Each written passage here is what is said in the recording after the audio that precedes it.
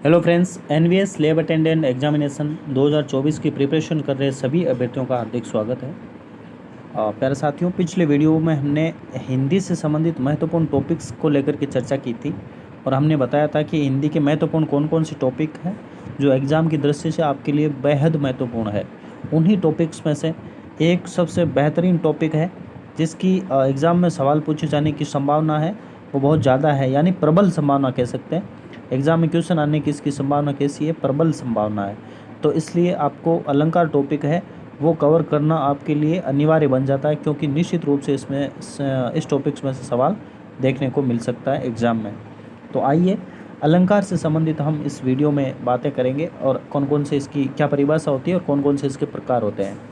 तो प्यारे साथियों, अगर आप चैनल पर नए हैं तो चैनल और आप प्रीवियस ईयर के जो क्वेश्चंस देखना चाहते हैं, ठीक है, लैब अटेंडेंट के प्रीवियस ईयर के अगर क्वेश्चंस देखना चाहते हैं तो हमारे पिछले वीडियोस पर जा करके आप प्रीवियस ईयर के क्वेश्चन आराम से देख सकते हैं। तो आइए अलंकार से संबंधित हम बातें करेंगे। ठीक है, अलंकार क्या होता है, इसकी सबसे पहले इस शब्द का अर्थ देखेंगे, फिर इसी में से परिभाषा इसकी निकाल लेंगे। तो सबसे पहले देखो, अलंकार जो शब्द है ये दो शब्दों से मिलकर बना हुआ है। ये पहला शब्द हो जाता है इसमें अलम, ठीक है, अलम शब्द एक तो अलम है, और दूसरा शब्द होता है इसमें कार। तो अलम प्लस कार से मिलकर ये बना हुआ है। इस अलम का अर्थ अगर देखा जाए तो इसका अर्थ होता है शोभा, शोभा कह सकते हैं या आभूषण भी कह सकते हैं इसको। और कार का मतलब है करने वाला, यानी कि शोभा करने वाला, ठीक है, शोभा करने वाला। तो ये अलंकार जो है वो क्या है, वो शब्द हैं, क्या है, ऐसे शब्द हैं जो शोभा करते हैं। लेकिन शोभा भी किसकी करेंगे, ये करेंगे काव्य की शोभा, ठीक है। काव्य की शोभा करने वाले जो शब्द होंगे ना, वही क्या होंगे, अलंकार होंगे। तो इसकी परिभाषा अगर देखी जाए तो परिभाषा हम क्या बना सकते हैं, इसकी परिभाषा के रूप में इसी अर्थ में से जो हमने जो अलम और कार निकाला है, यहाँ से अगर परिभाषा इसकी देखी जाए तो इसकी क्या हो सकती है। वैसे अलग अलग विद्वानों की अलग अलग परिभाषाएँ हैं, लेकिन एक सबसे महत्वपूर्ण जो परिभाषा है हो जाती है वो ये आपकी रहेगी कि काव्य की शोभा बढ़ाने वाले शब्द या काव्य की शोभा करने वाले शब्द वो अलंकार होते हैं। यानी काव्य की शोभा बढ़ाने वाले शब्द, शोभा बढ़ाने वाले शब्द, काव्य की शोभा बढ़ाने वाले शब्द जो होते हैं वो क्या कहलाते हैं, अलंकार कहलाते हैं। तो ये इसकी परिभाषा हुई। अब इसके बाद इसके जो प्रकार है वो महत्वपूर्ण हो जाते हैं, क्योंकि एग्ज़ाम में सवाल जो है इसके प्रकारों से संबंधित ही पूछे जाते हैं, ठीक है। और अभी तक आपने चैनल को सब्सक्राइब नहीं किया तो प्यारे साथियों चैनल को सब्सक्राइब जरूर करें, फिर अपन आगे बढ़ते हैं, इसके प्रकारों के बारे में जानते हैं, ठीक है, सब्सक्राइब जरूर करें। अब देखो, ये रहा अलंकार और इसके दो प्रकार हैं। सामान्य रूप से इसके जो है दो प्रकार होते हैं, ठीक है, एक शब्दालंकार होता है, दूसरा अर्थालंकार होता है। लेकिन एक अलंकार, एक प्रकार और भी है जिसे उभया अलंकार भी कहा जाता है, ठीक है, उभया अलंकार, ठीक है, उभया अलंकार कहा जाता है। लेकिन ये संस्कृत में ज़्यादा चलता है उभय अलंकार। अपने हिंदी में मुख्य रूप से दो अलंकार के प्रकार हैं, शब्दालंकार और अर्थालंकार देखने को मिलते हैं। तो अब आइए हम इसके बारे में, प्रकारों के बारे में जानते हैं कौन कौन से ये प्रकार हैं। शब्दालंकार में कौन से आते हैं अलंकार और अर्थालंकार में कौन कौन से आते हैं, ठीक है। तो इसके दो प्रकार हमने देखे हैं। तो शब्दालंकार, सबसे पहला अपन शब्दालंकार को लेकर के इसमें डिस्कस करेंगे। तो शब्दालंकार क्या होता है इसके संबंध में देखो। तो शब्दालंकार के प्रकारों में देखिएगा, सबसे पहला आता है आपका अनुप्रास अलंकार, फिर है यमक, फिर श्लेष, फिर वक्रोक्ति और विप्सा।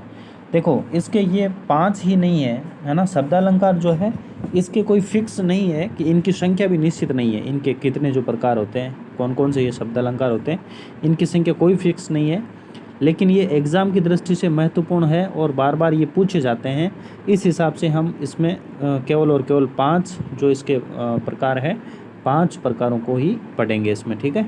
शब्दालंकार में पांच प्रकार पढ़ेंगे। सबसे पहला आपका है अनुप्रास अलंकार। कौन सा अलंकार, अनुप्रास अलंकार। तो ये अनुप्रास अलंकार क्या होता है और अनुप्रास में भी इसके कौन कौन से प्रकार होते हैं, इससे संबंधित हम देखते हैं क्या क्या होता है। चलिए अनुप्रास को समझते हैं सबसे पहले। तो अनुप्रास क्या होता है कि इसमें क्या होगा, किसी एक ही वर्ण की क्या होगी, बार बार आवृत्ति हो जाएगी। कोई एक वर्ण है, जैसे मान लो ये क आ रहा है कहीं पे, तो ये क बार बार आएगा, ठीक है, एक वर्ण की आवर्ती बार बार होती है, तो ये होता है अनुप्रास अलंकार। मतलब अनुप्रास अलंकार में हम ये कह सकते हैं कि जैसे मान लो खड़क सिंह के खड़कने से खड़कती है बिजलियाँ, है ना। खड़क सिंह जो है, इसमें खड़क सिंह के फिर वापस वो खड़कने से फिर वापस खड़कती है बिजलियाँ, तो ख वर्ण जो है इसमें बार बार प्रयुक्त हो रहा है, तो इसका मतलब वहाँ पे अनुप्रास अलंकार है। या फिर एक देखा जाए तो चंदू के चाचा ने चंदू के चाची को, है ना, चंदू चंदू, यानी च वर्ण जो है ये बार बार रिपीट हो रहा है, पुनरावृत्ति हो रही है, आवर्ती हो रही है, तो च शब्द यहाँ पे आवर्ती होने के कारण अनुप्रास अलंकार इस सेंटेंस में, इस वाक्य में हो जाएगा। नेक्स्ट अगर इसका देखा जाए तो अनुप्रास जो है इसके भी 5 टाइप्स होते हैं, तो अनुप्रास के टाइप्स कौन कौन से हैं उनको देखते हैं। ये रहे, देखिएगा, अनुप्रास जो अलंकार है इसके 5 प्रकार है। इन 5 प्रकारों में आइए इनका डिटेल समझते हैं। तो इन 5 में सबसे पहला है आपका वृत्यानुप्रास, ठीक है, वृत्यानुप्रास। दूसरा है आपका छेकानुप्रास। तीसरा है लाटानुप्रास। चौथा रह जाएगा आपका कौन सा, अंत्यानुप्रास। और 5th नंबर पे आपका रहेगा वो श्रुत्यानुप्रास अलंकार है, जो अनुप्रास के ही प्रकार हैं, ठीक है। तो इस अब आइए इस वृत्या में क्या होता है और लाटा में, छेका में, इनमें क्या क्या है ये समझते हैं। तो वृत्यानुप्रास जो है ये बेसिकली अनुप्रास का ही एक रूप है। मतलब अनुप्रास अलंकार में क्या होता है कि एक ही वर्ण बार बार आता है, तो ये वृत्यानुप्रास का ही पार्ट होता है ये। मतलब जो इसमें हम अनुप्रास कहते हैं जिसमें एक वर्ण की बार बार आवृत्ति होती है, तो वो एक्चुअली वृत्यानुप्रास होता है। तो वृत्यानुप्रास में क्या होता है कि एक ही वर्ण है, वो अभी हमने पीछे बात की थी, वही चीज़ यहाँ पे है, जो वो अनुप्रास ना होकर के मूल रूप में क्या होता है, वृत्यानुप्रास होता है, ठीक है। किसी एक वर्ण की बार बार आवृत्ति होगी वह वृत्यानुप्रास होगा, ठीक है। और वो वर्ण जो है इसका आपको शॉर्ट जो ट्रिक है वो ये होना है कि जो वृत्यानुप्रास आपको कहाँ करना है कि जहाँ पर कोई वर्ण 3 बार आता है, ठीक है, 3 बार आएगा या 3 से अधिक बार भी आ सकता है, 3 या 3 से अधिक बार एक वर्ण बार बार रिपीट होगा ना, है ना, सीक्वेंस में, तो वहाँ पर आप वृत्यानुप्रास कर सकते हैं। और इन अनुप्रास का जो क्वेश्चन को सॉल्व करने का तरीका होता है, इनके ऑप्शंस पे जा कर के आप करें, वो भी हम आराम से देखेंगे, देखना। फिर आता है वृत्यानुप्रास। आप समझ चुके हैं कि एक ही वर्ण जब बार बार आएगा तो, और 3 बार आएगा या 3 से ज़्यादा बार आएगा, तो वहाँ पे वृत्यानुप्रास होगा।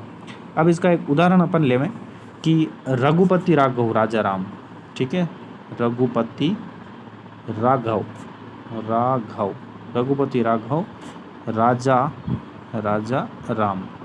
तो इसमें देखो कौन सा वर्ण बार बार आ रहा है, ये रे वर्ण जो है ये बार बार आ रहा है, 1 बार, 2 बार, 3 बार, 4 बार, 3 या 3 से अधिक बार आ रहा है रे वर्ण। तो इस जो ये वाक्य की जो लाइन दे रखी है इसमें क्या है भाई, इसमें कौन सा अनुप्रास है, वृत्यानुप्रास है। ऐसे ही और अगर उदाहरण देखे जाए तो तरिणी तनुजा तट तमाल, या फिर बुरी बुरी भेदभाव भूमि से भगा दिया, ये सारी जो लाइनें हैं इनमें सभी में वृत्यानुप्रास होता है। तो आप समझ चुके होंगे, ऐसे मैं उम्मीद करता हूँ। नेक्स्ट आपका आ जाता है छेका अनुप्रास।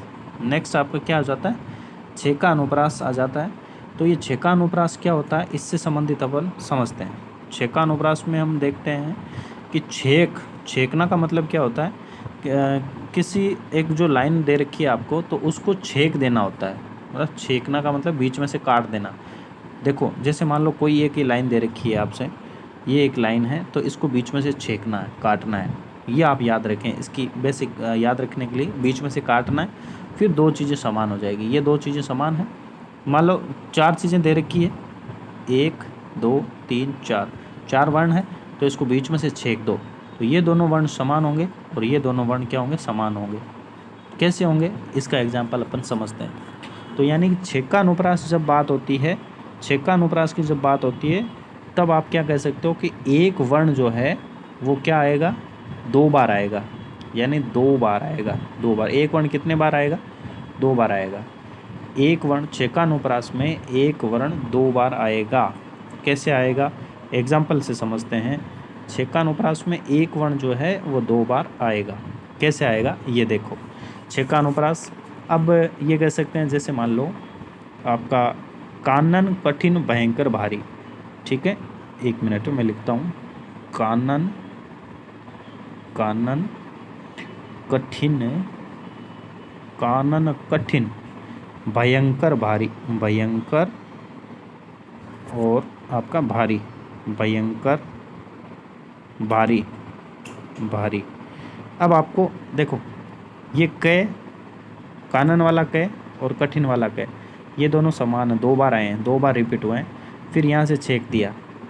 फिर देखो ये भय, भयंकर वाला भय और भारी वाला भय, ये 2 समान है, ये 2 समान है। ठीक है, इस बोर्ड पे ठीक तरह से लिख नहीं पा रहा हूँ मैं, लेकिन आप इसकी जो मेन थीम है इसको आप समझ सकते हैं। ठीक है ना, ये भय भय और ये क जो आ जाएगा इसमें, क और क। तो ऐसा आपको कहीं दिखे तो वहाँ आप छेका अनुप्रास अलंकार कर सकते हैं। आपका ऑप्शन आपके राइट आंसर हो जाएगा। तो नेक्स्ट आपका देखो एक उदाहरण मैं और समझा देता हूँ। इसमें छेका में आता है कि सूर समर करणी करई।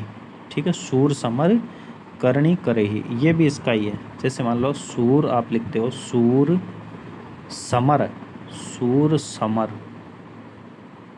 सूर समर करणी करही, करणी करही, करही, सूर समर करणी करही। इसमें बताइए कौन सा जो है अलंकार हो जाएगा। तो इसमें छेका होगा। क्यों? क्योंकि ये से और ये से सेम है, फिर यहाँ से छेक दिया इसको, फिर ये क और ये क सेम है, तो इस प्रकार से छेकानुप्रास हो जाएगा। नेक्स्ट हम बात करते हैं लाटा अनुप्रास की। ठीक है, लाटा अनुप्रास क्या होता है? लाटा अनुप्रास में आप सबसे पहले ये देखें कि इसकी परिभाषा क्या होगी कि शब्द जो है मतलब इसकी आवर्ती होगी, मतलब किसी एक शब्द की आवर्ती तो होगी, लेकिन हर बार आवर्ती होगी, बार बार मतलब या 2 से अधिक बार आवर्ती होती है, लेकिन इसका अर्थ जो है वो समान रहता है। ठीक है, अर्थ इसका समान रहेगा। कोई अर्थ है, शब्द है, वो रिपीट होगा लेकिन उसका अर्थ नहीं बदलेगा। तो इसकी परिभाषा क्या कह सकते हैं कि एक शब्द की आवर्ती और वो हर बार क्या है, शब्द का अर्थ है वो समान ही रहेगा। अब समान कैसे रहेगा? तो जैसे इसका मान लो पूत सपूत तो क्यों धन संचय, और पूत कपूत तो क्यों धन संचय। ठीक है, तो ये थोड़ी सी बड़ी लाइन हो जाती है, इसलिए देखो मैं बोल रहा हूँ, आप लिख सकते हैं पूत सपूत। ठीक है, पूत सपूत, पूत सपूत तो क्यों धन संचय, फिर धन और संचय, धन और संचय यहाँ पे लिख सकते हैं आप। और वापस आएगा ये पूत कपूत, पूत कपूत तो क्यों धन संचय, यानी पूत सपूत तो क्यों धन संचय और पूत कपूत तो क्यों धन संचय। इसमें आपका लाटा अनुप्रास है। क्यों? क्योंकि ये पूत जो आ रहा है और ये पूत आ रहा है, ये शब्द है जो पुनरावृत्ति हो रही है इसकी, है ना, आवर्ती हो रही है, लेकिन इनके अर्थ नहीं बदल रहे। ये पूत दोनों बार इसका अर्थ समान है। ये धन यहाँ पे आ रहा है, ये धन यहाँ आ रहा है, दोनों शब्द बार बार आ रहे हैं लेकिन अर्थ इनके समान ही है। ये यहाँ पे संचय आ रहा है, यहाँ पे भी संचय आ रहा है, इनके अर्थ समान है। तो फाइनली क्या होता है, लाटानुप्रास यही होगा कि शब्द बार बार आएंगे लेकिन उनके अर्थ है वो समान ही रहेंगे, अर्थ नहीं बदलेंगे। ठीक है, तो ये आपका लाटानुप्रास हो जाता है। नेक्स्ट आपका आ जाता है अंत्यानुप्रास। तो अंत्यानुप्रास आप नाम से समझ चुके होंगे, अंत्य प्लस अनुप्रास, यानी अंत के अंदर आपका अनुप्रास। मतलब देखो जो लाइन दे रखी होगी ना, उसके अंत में जो समान होंगे, अंत के अक्षर समान होंगे ना, तो वहाँ पे अंत्यानुप्रास होगा। ठीक है, अंत में आपका तुक जो मिलेगा, इसमें ज़्यादातर जो अंतिम वर्ण होगा ना वो आवर्ती हो जाएगी, उसकी अंतिम वर्ण की आवर्ती होती है इसमें। तो कैसे होगा, इसमें हम एक एग्जाम्पल ले सकते हैं कि कहत नटत रिजत खिजत खिलत लजियात, इस प्रकार से ये होगा। एक बार मैं लिखने का प्रयास करता हूँ आपके। तो ये है कि कहत नटत रिजत खिजत खिलत लजियात, तो इसमें कौन सा अनुप्रास हो जाएगा? इसमें अंत्यानुप्रास हो जाएगा। क्यों होगा? क्योंकि इसका जो अंतिम वर्ण है इसकी आवर्ती हो रही है। यहाँ पे देखो कहत में तय आ रहा है, फिर नटत में भी तय आ रहा है, फिर रिजत में भी तय आ रहा है। ठीक है ना, तय वर्ण की बार बार यहाँ पे आवर्ती हो रही है, इसका मतलब यहाँ पर अंत्यानुप्रास हो जाएगा। फिर अनुप्रास का एक अंतिम प्रकार बचता आपका श्रुत्यानुप्रास। श्रुत्यानुप्रास में क्या होगा देखिएगा, जहाँ एक ही वर्ग के वर्णों की आवृत्ति होती है ना, वहाँ पर श्रुत्यानुप्रास अलंकार होता है। जहाँ एक ही वर्ग, वर्ग मतलब जो होते हैं 5 वर्ग अपने होते हैं, जिसमें आपका क वर्ग है ना, क वर्ग है, च वर्ग है, तय है, तय है, प है, ठीक है। क च ट त प वर्ग होते हैं। तो इन वर्गों में से जो ये आपका लाइन जो दे रखी होगी ना, जो वाक्य आपको दे रखा होगा, उसमें आपको एक ही वर्ग के वर्ण आपको दिखाई देते हैं, तो वहाँ पर ये श्रुत्यानुप्रास अलंकार होता है। प्यारे साथियों, ज़्यादातर यहाँ पे माधुर्य वर्ग जो आता है वही यहाँ पे पूछा जाता है। माधुर्य वर्ग कौन सा होता है? तो प्यारे साथियों, तय वर्ग जो होता है ना, उस तय वर्ग को माधुर्य वर्ग कहा जाता है। तो यहाँ पर तय वर्ग की पुनरावृत्ति आपको ज़्यादातर देखने को मिलती है, यानी अधिकतर इनमें तय वर्ग ही आता है। तो ये आप याद रख सकते हैं, जहाँ पर आपको तय वर्ग दिखे तो वहाँ पर आप श्रुत्यानुप्रास अलंकार कर सकते हैं। अब कैसे हुआ, तो ये देखिएगा। तो देखो, ये आपका सामने दे रखा है कि दिनांत था, दिनांत था, थे दीनानाथ डूबते, सधेनु आते गृह गवाल बाल थे। तो इसमें किस वर्ग की हो रही है पुनरावृत्ति? तो इसमें आपके तय वर्ग की पुनरावृत्ति हो रही है। देखो, ये दय शब्द है, ठीक है। दय जो है ये आपका तय वर्ग का ही आ जाता है। फिर नय, फिर तय, फिर थ, द, न, ये सारे के सारे जो हैं ये किस वर्ग के आते हैं? तय वर्ग के आते हैं। तो ऐसे शब्द जहाँ पर मतलब एक ही वर्ग के वर्णों की आवर्ती होती है ना, वहाँ पर क्या हो जाता है? श्रुत्यानुप्रास अलंकार होता है। तो ये थे आपके अनुप्रास के 5 प्रकार। निश्चित रूप से आपको समझ में आए होंगे, और कोई समस्या हो तो आप कमेंट कर सकते हैं। नेक्स्ट हम बात करेंगे जहाँ पर अपन कौन सा है दूसरा इसका प्रकार, जिसके बारे में अपन ने बात की थी। देखो, ये रहा यहाँ पे। सबसे पहले अभी हमने अनुप्रास अलंकार की बात की थी, तो अनुप्रास के हमने 5 इसके भेद पढ़ लिए। अब नेक्स्ट आपका आता है यमक अलंकार। कौन सा आता है? यमक अलंकार। तो ये यमक कौन सा होता है, इसके बारे में समझते हैं। यमक, प्यारे साथियों, यमक नाम जो आता है ना, इस यमक से आप एक इससे मिलता जुलता शब्द आप कनक शब्द याद रखें। यमक, कनक, कनक, कनक, कनक आप शब्द याद रखें तो यमक आपके माइंड में सेट हो जाएगा। यमक, कनक, कनक, यानी कनक कनक ये बार बार रिपीट हो रहा है, लेकिन इनके अर्थ क्या है? अलग अलग हो जाते हैं। ये कनक कनक वाला वही है जो कनक कनक ते सो गुनी है ना, मादकता अधिकाय वाला। अभी हम पढ़ेंगे इसको। कनक कनक ते सो गुनी, मादक ते अधिकाय, ठीक है ना। एक खाए बोराए, एक पाए बोराए, ऐसा कुछ है ना ये। तो कनक कनक वाला है ये। तो इसमें यमक और कनक का मैं आपके तालमेल बैठाना चाह रहा हूँ कि जैसे ही आप यमक पढ़ें तो कनक आपके माइंड में आना चाहिए, जिससे कि आपको ये याद रहे कि इसमें जो शब्द होंगे ना वो अधिक बार, यानी 2 या 2 से अधिक बार या 1 या 1 से अधिक बार तो आएंगे शब्द, लेकिन उनके अर्थ जो है वो अलग अलग होंगे। तो ऐसी स्थिति होगी ना, वहाँ पर यमक अलंकार होगा। प्यारे साथियों, आपको बता देता हूँ कि शब्द बार बार आता है और अर्थ जब समान रहता है, शब्द बार बार आएगा और अर्थ जब समान रहेगा तो वहाँ पर लाटा अनुप्रास होता है। लेकिन शब्द बार बार आ रहा है और अर्थ जो है उसका अलग होता है, अर्थ उसका अलग अलग होता है, तो वहाँ पर यमक होगा। तो लाटा अनुप्रास और यमक में हमने तुलना कर ली है। लाटा में क्या होगा? अर्थ समान होगा, जबकि यमक में अर्थ अलग अलग होगा। तो ये इन दोनों की तुलनात्मक रूप से भी अध्ययन किया। नेक्स्ट, अब देखो यमक के बारे में जानकारी लेते हैं। यमक में हम जानते हैं कि हमने अभी इसकी परिभाषा बता दी कि जो शब्द आएगा और बार बार आएगा शब्द, लेकिन उसका अर्थ जो है अलग अलग आएगा। जैसे मान लो एक एग्जांपल लेते हैं, काली घटा का घमंड घटा, ये ले सकते हैं। काली जो घटा है ना, काली घटा, काली घटा, काली घटा का घमंड, आपका घमंड घटा। ये देखो इसमें क्या हो रहा है, इसमें ये घटा जो शब्द आ रहा है ना, ये 2 बार आ रहा है। घटा जो शब्द आ रहा है ना, काली घटा का घमंड घटा, ये घटा जो शब्द आ रहा है ये 2 बार आ रहा है, लेकिन इसके अर्थ जो है वो अलग अलग आ रहे हैं।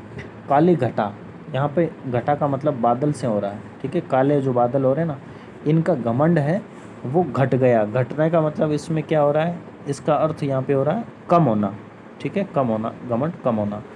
तो इस घटा शब्द बार बार आ रहा है, लेकिन इनके अर्थ अलग अलग हो गए हैं। एक घटा का मतलब होता है बादल, दूसरे वाले घटा का अर्थ हो गया कम होना।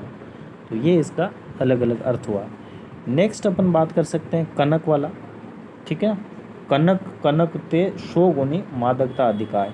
यहाँ पर कनक वाले में एक कनक का मतलब तो हो जाएगा आपका सोना, और दूसरे कनक का मतलब हो जाएगा आपका धतूरा, ठीक है ना। कनक कनकते सोगुनी, कनक कनकते, तो उम्मीद करता हूँ आप समझ गए होंगे। कनक कनकते सोगुनी, तो एक कनक और दूसरा कनक, इन दोनों के जो अर्थ हैं वो अलग अलग होते हैं। एक कनक का मतलब होता है सोना, और दूसरे का मतलब हो जाएगा आपका धतूरा, धतूरा। ठीक है, कनक कनकते सोगुना।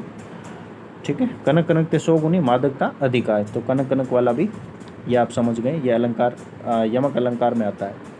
इसके अलावा भी अगर आप देखना चाहें तो एक एग्जाम्पल और हम समझ सकते हैं यमक का, ये जैसे मान लो कि सजना है मुझे सजना के लिए, है ना।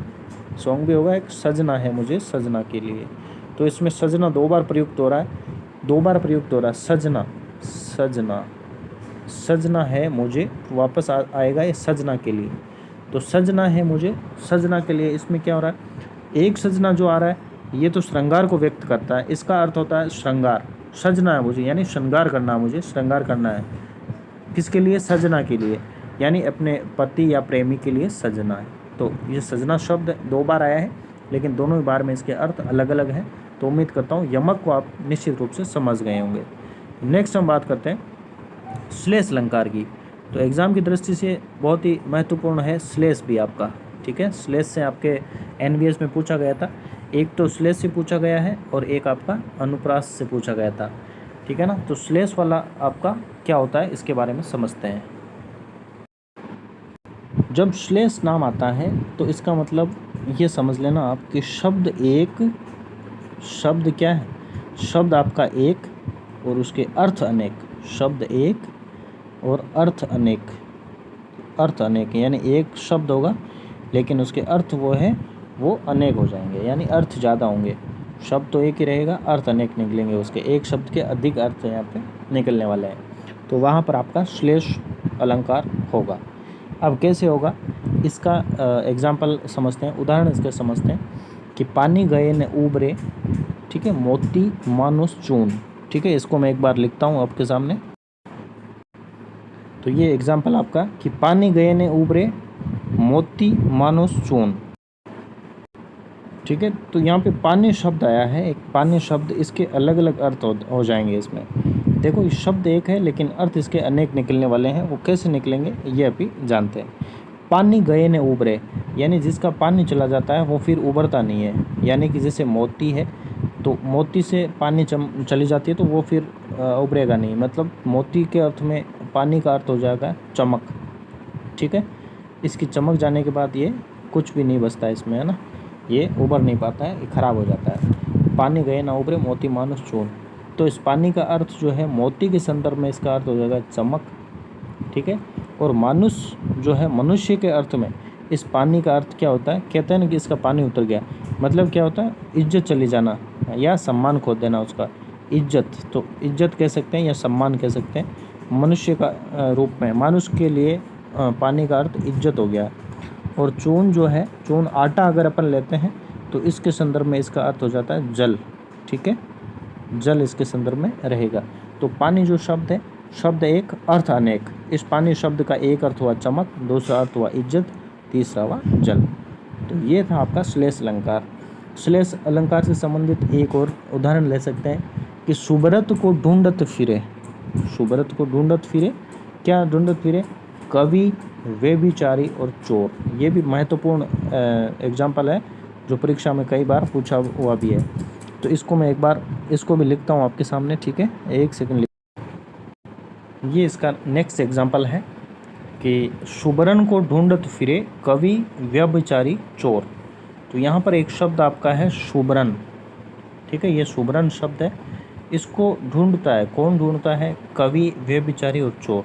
इन तीनों के अर्थ में संदर्भ में इस सुबरन का जो अर्थ है वो अलग अलग आएगा। क्या आएगा कि सुबरन का अर्थ कवि के संदर्भ में क्या हो जाएगा, सुंदर शब्द। ठीक है, सुबरन का अर्थ कवि के लिए क्या हो जाएगा, सुंदर शब्द। कवि क्या ढूंढता है, आपके सुंदर शब्द ढूंढेगा। ठीक है, सुंदर शब्द इसको मिल जाए। ठीक है, सुंदर शब्द कवि, कवि सुबरन को ढूंढता है, यानी सुबरन मतलब कवि सुंदर शब्दों को ढूंढता है। व्यभिचारी, व्यभिचारी मतलब सुबरन, व्यभिचारी मतलब होता है जो ऐसा व्यक्ति जो व्यभिचारी होता है, मतलब व्यभिचारी बुरे विचार रखने वाला यानी कि सुंदर लड़की को ढूंढेगा, मतलब सुंदर लड़की या सुंदर स्त्री को वो ढूंढेगा। तो व्यभिचारी का मतलब यहाँ पे सुंदर स्त्री से हो जाएगा। चोर का मतलब चोर क्या ढूंढेगा, चोर किसी कीमती वस्तु को ढूंढेगा, यानी उसके लिए आभूषण हो सकते हैं, गहने हो सकते हैं, सोना हो सकता है, ठीक है, कीमती वस्तु। इस चोर के लिए शुभ्रन का मतलब हो जाएगा कीमती वस्तु। व्यभिचारी व्यक्ति के लिए शुभ्रन का अर्थ हो जाएगा सुंदर स्त्री या सुंदर लड़की, और कवि के लिए शुभ्रन का अर्थ हो जाएगा सुंदर शब्द। तो ये आपका श्लेष अलंकार का ही उदाहरण है, और ये इसमें श्लेष अलंकार आप कर सकते हैं। नेक्स्ट हम पढ़ते हैं वक्रोक्ति। अब देखो ये इम्पोर्टेंट तो आपके तीन ही थे, सबसे महत्वपूर्ण थे, जो एग्ज़ाम की दृष्टि से अति महत्वपूर्ण में से आते हैं, अनुप्रास, यमक और श्लेष। अब वक्रोक्ति क्या है और वीप्सा क्या है, इनमें कुछ भी नहीं है। वक्रोक्ति और वीप्सा जो है बिल्कुल यूँ कहें सरल से हैं। देखो वक्रोक्ति में क्या होगा, वक्र प्लस उक्ति, यानी कि वक्र प्लस उक्ति के मतलब क्या हुआ, वक्र प्लस उक्ति में क्या करते हैं, वक्र प्लस उक्ति यानी कोई बात है वो सीधे तरीके से ना कह करके घुमा फिरा के कहना, ठीक है, घुमा फिरा कर कहना, या मतलब जानबूझकर किसी शब्द को गलत समझ लेना, ठीक है ना, जानबूझकर उस बात को घुमाना, तो ये होता है वक्रोक्ति। और वीप्सा जो है, वीप्सा अलंकार क्या होता है, वीप्सा अलंकार होता है जिसमें जैसे मान लो ऐसे शब्द आते हैं, जैसे मान लो कुछ गंदी चीज़ होती है तो उसके लिए अपन छी छी कहते हैं ना, और छी छी कितना गंदा है, ठीक है, छी छी कितना गंदा है, छी छी शब्द है। या फिर यूँ कहें कि आपका राम राम, दो एक ही प्रकार के दो शब्द, राम राम, चल चल, देखो देखो आदि, इस प्रकार के जो शब्द होते हैं इनमें वीप्सा अलंकार होते हैं।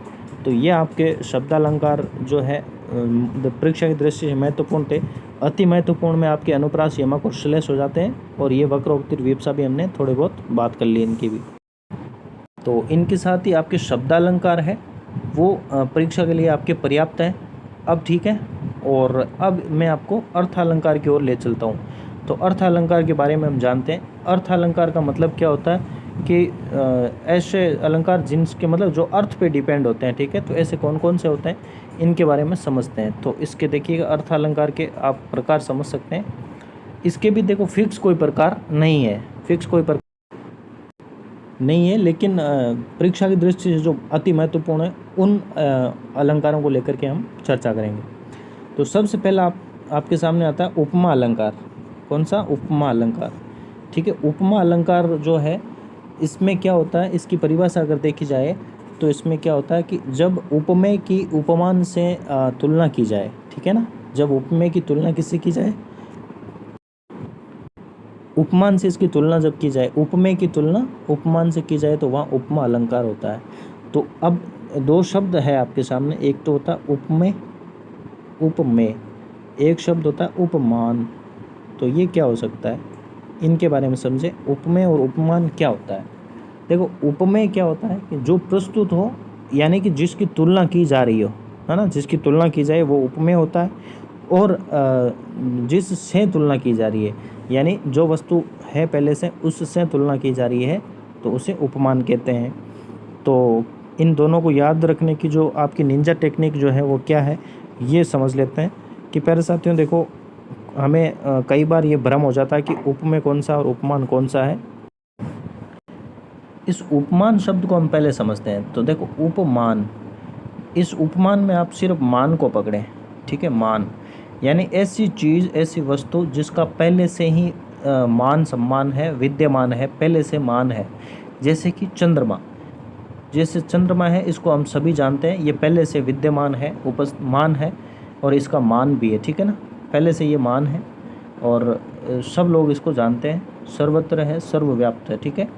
तो इसका मतलब ये हो गया उपमान, जो चीज़ पहले से ज्ञात है और बहुत प्रसिद्ध वस्तु है, और तो जो प्रसिद्ध वस्तु होगी ना उससे ही तो तुलना करेंगे ना, ठीक है, जिसका इसका पहले से मान है उससे ही तो तुलना करेंगे।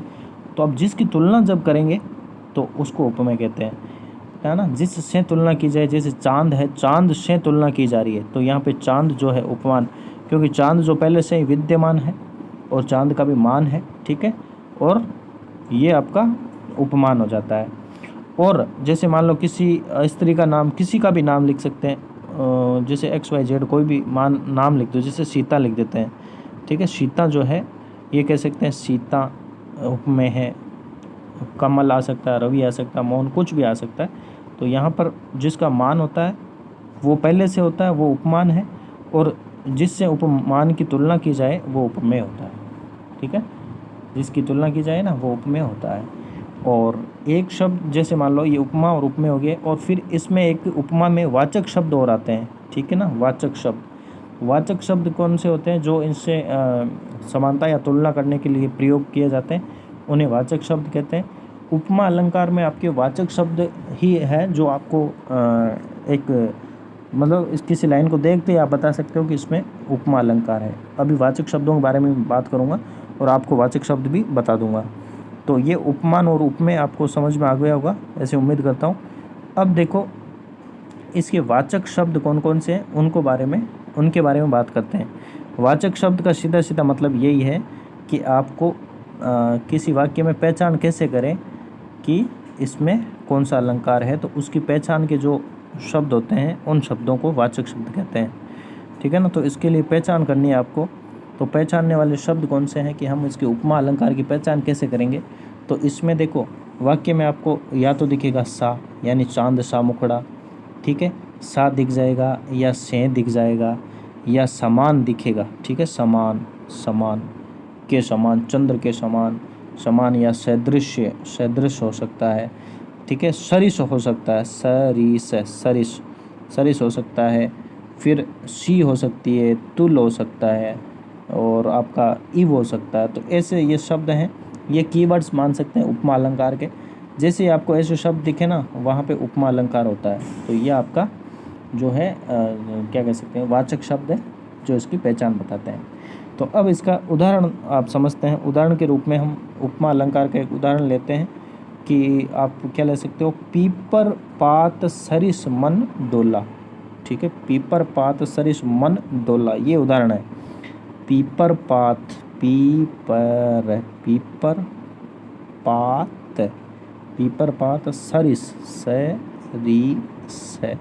सरिस मन डोला। तो देखो आप समझ गए होंगे कि इसमें कौन सा शब्द आ रहा है जिससे उपमा की पहचान हो रही है।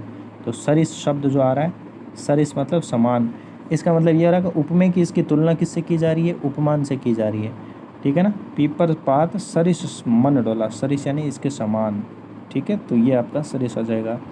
या फिर दूसरा एग्जाम्पल अपन देखें तो ये हो सकता है कोटि कुलिस सम वचन तुम्हारी, ठीक है। कोटि कुलिस सम वचन तुम्हारा, ये भी हो सकता है। इसमें सम आ रहा है तो ये उपमा अलंकार हो जाएगा।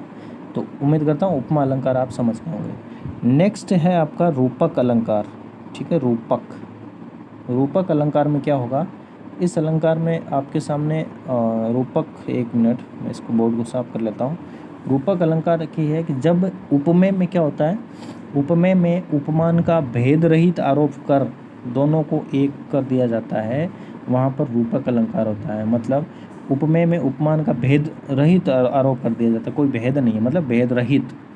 यानी कि जैसे ये कह दिया जाता है कि जैसे मान लो उपमेय है, मान लो उपमेय किसी का नाम है, उसमें उपमान है, जैसे मान लो चंद्रमा है, तो का भेद रहित आरोप कर दिया जाता है। यानी उसका मुख्य है, जैसे मान लो उपमान में चंद्र कहता हूँ, और मान लो आप ये कह सकते हो कि किसी का नाम, कुछ भी नाम लिख सकते हो। जैसे मान लो आप क्या लिखें, गीता मान लिख, ठीक है, गीता। तो ये कह सकते हैं कि गीता का मुख चंद्र है। गीता का मुख क्या है भाई, चंद्र है। तो इसमें देखो उपमेय और उपमान में क्या है, भेद रहित आरोप कर दिया, ठीक है। उपमेय में उपमान का भेद रहित आरोप कर दिया, यानी कह रहा है कि गीता का जो मुख है वो तो साक्षात क्या है, चंद्र है, ठीक है। चंद्रमा के समान नहीं है, समान होता तो वहाँ उपमा हो जाता, लेकिन रूपक में इसका रूप ही बना दिया है, ठीक है। इसका रूप बना दिया, इसलिए मतलब रूपक अलंकार हो जाता है। गीता का मुख चंद्र है, तो ये रूपक अलंकार में आएगा। फिर एक एग्जाम्पल है जो एग्ज़ाम में पूछा जाता है कई बार कि चरण कमल बंदो हरि राई, चरण कमल बंदो हरि राई, ये भी इस रूपक का ही उदाहरण है। फिर एक उदाहरण और ले सकते हैं कि मेरी मैया चंद्र खिलौना ले है। और एक सबसे महत्वपूर्ण उदाहरण इसका, पायो जी मैंने प्रेम रतन धन पायो, पायो जी मैंने प्रेम रतन धन पायो, यानी राम रतन धन पायो। ठीक है, राम साक्षात राम रतन धन है वो मैंने पाले, पायो जी मैंने राम रतन धन पायो, राम रतन धन पायो। ठीक है, राम रतन धन पायो, ये भी रूपक का ही आपका उदाहरण आ जाता है। फिर आपका नेक्स्ट आता है उत्प्रेक्षा अलंकार। ठीक है, उत्प्रेक्षा अलंकार क्या होता है?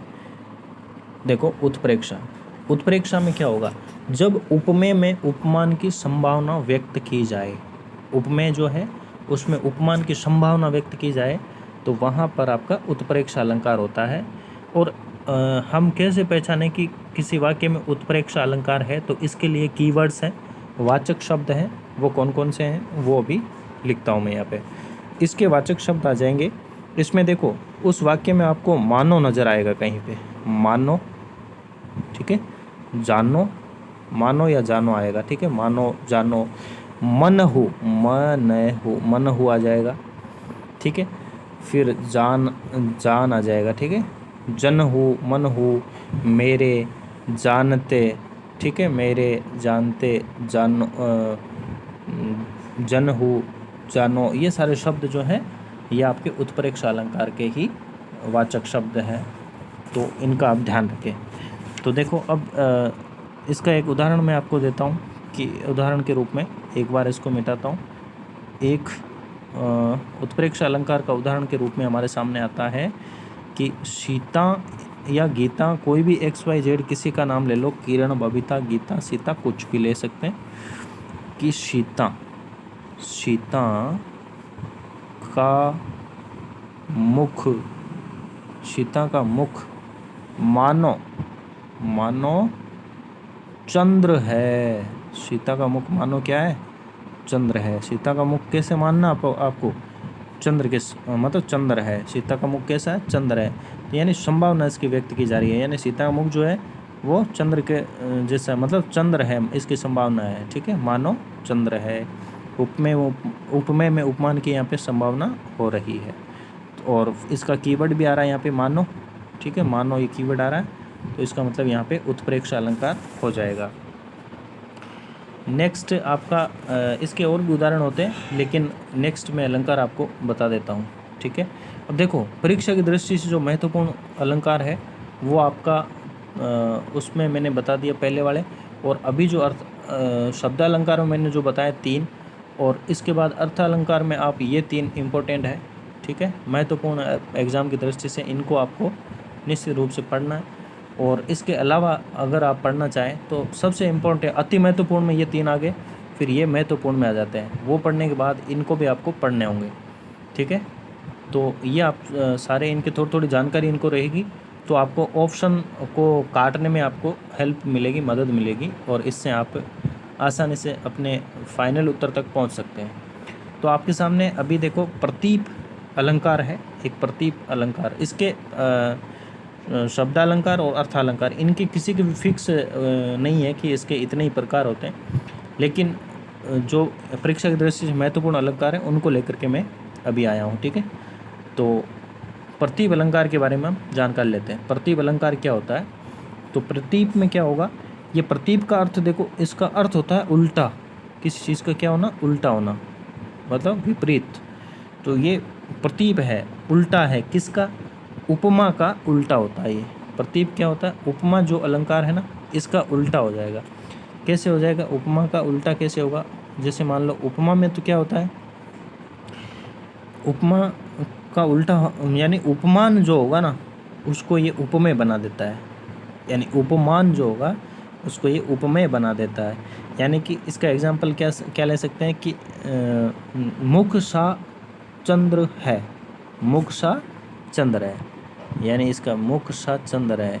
उसमें तो क्या हो रहा था, चांद जैसा मुख बता रहे थे, इसमें बता रहा मुख सा चंद्र, यानी चांद की तुलना, मुख की तुलना चांद से की जा रही है ना, मुख सा चंद्र है, तो ये आपका उल्टा हो जाता है। फिर देखो, नेक्स्ट आता है आपका अतिशयोक्ति। अतिशयोक्ति ये शब्द शुद्धि में बहुत पूछे जाने वाला शब्द है, अतिशयोक्ति। तो ये से पूरा आता है यहाँ पे, तो ये शुद्ध शब्द आएगा। बाकी कई बार इसका ये जो श है ये आधा से दे करके आपसे पूछा जाता है, तो ये से पूरा आएगा। इसमें अतिशयोक्ति ये शुद्ध शब्द है। तो अतिशयोक्ति जो शब्द है, अलंकार है, इसमें क्या होता है, अतिशयोक्ति में मतलब किसी चीज़ को बड़ा चढ़ा करके तो बड़ा चढ़ा करके किसी बात को कह देना कि उस पर यकीन ही ना हो, तो ऐसे में आपका अलंकार जो हो जाएगा वो कौन सा हो जाता है, अतिशयोक्ति अलंकार हो जाता है। अतिशयोक्ति कैसे होगा, इसका एग्जाम्पल कि देख लो साकेत नगरी है यही, स्वर्ग से आई स्वर्ग से मिलने गगन में जा रही। साकेत नगरी है वो आपके, देख लो साकेत नगरी यही है जो स्वर्ग से मिलने गगन में जा रही है। यानी जो कोई भी शहर है, कोई भी नगर है, वो एक जगह से दूसरी जगह कैसे जा सकता है, तो ये इस बात को इतना बड़ा चढ़ा कर कह दिया कि इस पर यकीन ही नहीं हो रहा है, तो वहाँ पर अतिशयोक्ति अलंकार आप लगा सकते हैं। तो अतिशयोक्ति अलंकार वहाँ पे, जैसे दूसरा एग्जाम्पल, हनुमान की पूंछ में लग न पाई आग, लंका सगरी जल गई, गए निशाचर भाग। यानी पूंछ में आग लगाने से ही पूरी लंका को उन्होंने जला दिया, तो ये अतिशयोक्ति होती है। संदेह अलंकार नेक्स्ट आ जाता है आपका, संदेह, डाउट, है ना। संदेह अलंकार, संदेह अलंकार क्या होगा, जिसमें क्या होगा, उपमेय में उपमान का संदेह हो जाता है, और इसमें पहचानने वाले शब्द होते हैं की, क्या, की दो, किवा, ऐसे शब्द जो होते हैं की, क्या, की दो, किवा, तो ये शब्द होते हैं संदेह में। यानी संदेह हो जाता है कि ये चीज़ ये है या वो है। यानी अगर विरह है अथवा वरदान, विरह है अथवा वरदान, इसमें अथवा जैसे ये शब्द आ जाएंगे, ठीक है। जैसे मान लो एक उदाहरण लेते हैं कि तारे आसमान के हैं आए मेहमान बन, या कि कमला ही आज आके मुस्काइए। यानी तारा आए हैं या कमला ही मुस्काइए, है ना। भ्रम, इसको ये संदेह हुआ, जैसे कमला हंसी तो कह रहे हैं कि ये आसमान से तारे मेहमान बन के आए हैं या कमला हंस रही है, ठीक है।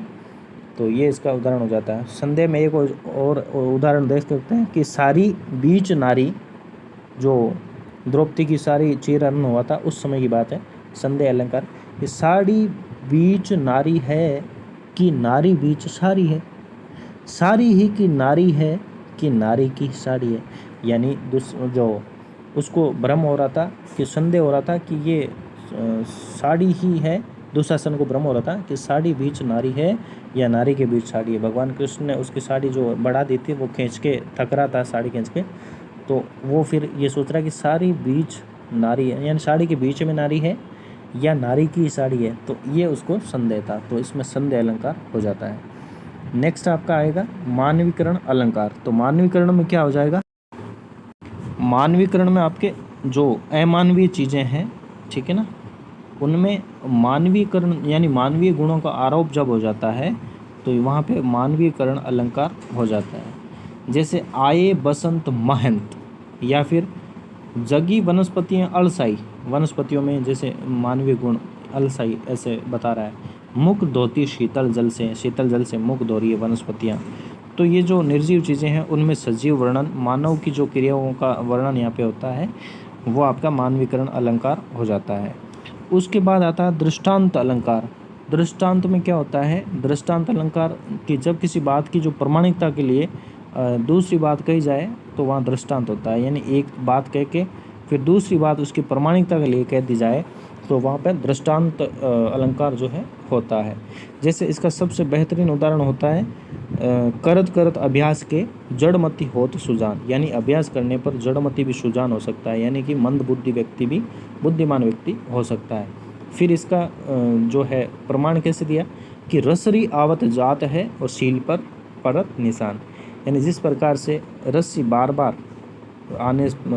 बार घिसने पर पत्थर में भी शील पर परत निशान, शील पर भी निशान डाल देती है, अपनी छाप छोड़ देती है, तो अभ्यास करने पर जड़मति भी सुजान हो सकता है। तो ये इसका दृष्टांत अलंकार हो जाता है। प्यारे साथियों, इन अलंकार के अलावा आप कुछ और अलंकार है 3-4, ये भी आप देख सकते हैं, ठीक है। तो विभावना अलंकार, अन्वय अलंकार, भ्रांतिमान और विरोधाभास। तो इसमें देखो सबसे पहले हम विरोधाभास की बात करते हैं। विरोधाभास का मतलब सीधा सीधा नाम से पता चल रहा है कि जब दो विपरीत बातें कही जाए अलग अलग, जैसे कि जब से आँख लगी तब से न आँख लगी, यानी जब से आँख लगी तब से न आँख लगी, दोनों अलग अलग बातें हो गई। और आपका जैसे मान लो कि प्रियतम को समक्ष पा कामिनी न जा सकी और ना ठहर सकी। प्रियतम है उसको सामने पाया तो कामिनी है वो तो ना तो जा सकी और ना ठहर सकी, तो ये विरोधाभास हो रहा है। यानी अतः पानी रखता है, ये सूखा सा गात्र है लेकिन अतः पानी रखता है, यानी सूखी चीज़ में पानी कैसे हो जाएगा। तो ये सारे के सारे उदाहरण जो हैं ये आपके विरोधाभास अलंकार के होते हैं। विरोधाभास के बाद अपन पढ़ते हैं भ्रांतिमान अलंकार। इसमें देखो नाम से सिद्ध हो रहा है भ्रांति उत्पन्न हो जाएगी, यानी कि जब उपमेय को यानी भूल से उपमान समझ लिया जाता है यानी भ्रांतिवश, तो वहाँ पे भ्रांतिमान अलंकार होता है। कैसे, जैसे उदाहरण अपन ले सकते हैं कि ओस बिंदु चुग रही हंसनी मोती उनको जान, यानी जो पानी के जो ओस के बिंदु है हंसनी है, उस ओस के बिंदु जो बिंदु है ओस के उनको मोती समझकर चुग रही है, ओस बिंदु चुग रही हंसनी मोती उनको जान। तो ये इसका भ्रांतिमान का आपके क्या हो जाता है, उदाहरण हो जाता है। नेक्स्ट आपका आता है अन्वय अलंकार। ठीक है, अन्वय अलंकार, इसमें क्या हो जाता है, अन्वय यानी जिसके समान कोई दूसरा ना हो, है ना, अन्य ना हो, अन्य नहीं हो, ठीक है ना, तो ये अन्वय अलंकार होता है। मतलब जहाँ उपमेय की तुलना में कोई भी न हो, यानी वो खुद ही हो उसके समान, जहाँ उपमेय की तुलना में कोई अन्य उपमान हो ही नहीं, ठीक है, वो अन्वय अलंकार होता है। जैसे मान लो कि राम के समान राम ही है, राम के समान राम ही है, तो ये आपका अन्वय में आ जाएगा। या यूँ कहे कि भारत के सम भारत है, यानी भारत के समान भारत ही है, तो ये अन्वय अलंकार के अंतर्गत आएगा। नेक्स्ट उदाहरण उसका और ले सकते हैं कि सीता का मुख क्या है, मतलब सिर्फ सीता का ही मुख है, सीता का मुख सा सिर्फ सीता का ही मुख है, यानी सीता का जैसा मुख है ना वो केवल सीता का ही है, दूसरे का नहीं है, तो ये अन्वय में आ जाएगा। फिर ठीक है, लास्ट में आप पढ़ते हैं विभावना अलंकार। ठीक है, विभावना अलंकार है। विभावना में क्या होता है, जिसमें विभावना अलंकार, इसमें क्या होगा, कोई कारण होगा, उस कारण के अभाव में कार्य का होना पाया जाना, मतलब कोई कारण नहीं होगा, कारण का अभाव होगा फिर भी वो काम होगा, यानी कारण के अभाव में कोई कार्य हो रहा है तो वहाँ पर विभावना अलंकार हो जाता है। तो विभावना नहीं है, ये विभावना अलंकार है। ठीक है, विभावना अलंकार यहाँ पे हो जाएगा, तो विभावना होगा यहाँ पे। ठीक है, तो ये आपका विभावना, तो विभावना अलंकार में क्या होगा, और इसका उदाहरण भी देखें। विभावना अलंकार की मतलब कारण के अभाव में कोई कार्य हो रहा है, जैसे बिनु पद चलई सुनई बिनु काना, यानी बिना पैरों के चलता है और बिन कानों के सुनता है। कर बिनु कर्म करे विधि नाना, है ना, और हाथों के बिना विभिन्न प्रकार के काम वो कर लेता है। तो ये एक बिना जो कारण के जो काम हो रहे हैं वो यहाँ पे विभावना अलंकार प्रदर्शित हो रहा है। ये, और इसका एक और एग्जांपल देखा जाए तो बिन बादल के बरसात, यानी बिना बादल के क्या हो रही है, यहाँ पे बरसात हो रही है, बिन बादल बरसात, बिन बादल की बरसात हो जाती है। और बिन पानी साबुन बिना निर्मल करे शुभाए, बिना साबुन पानी के अपने स्वभाव को निर्मल आप कर लेते हैं, तो ये भी एक विभावना अलंकार का उदाहरण हो जाता है। तो प्यारे साथियों, इन्हीं टॉपिक्स के साथ में देखो, अगर आपने वीडियो अच्छा लगा आपको तो चैनल को आप सब्सक्राइब करें, वीडियो को लाइक करें और कमेंट करके बताएं आपको कैसा लगा वीडियो, और इसको ज़्यादा से ज़्यादा संख्या में शेयर करें। और आपका थैंक यू, बहुत बहुत धन्यवाद रहेगा। इस प्रकार से हमने अलंकार टॉपिक को कवर किया है। ठीक है, हमने वही चीज़ें बताई जो एग्ज़ाम ओरिएंटेड है।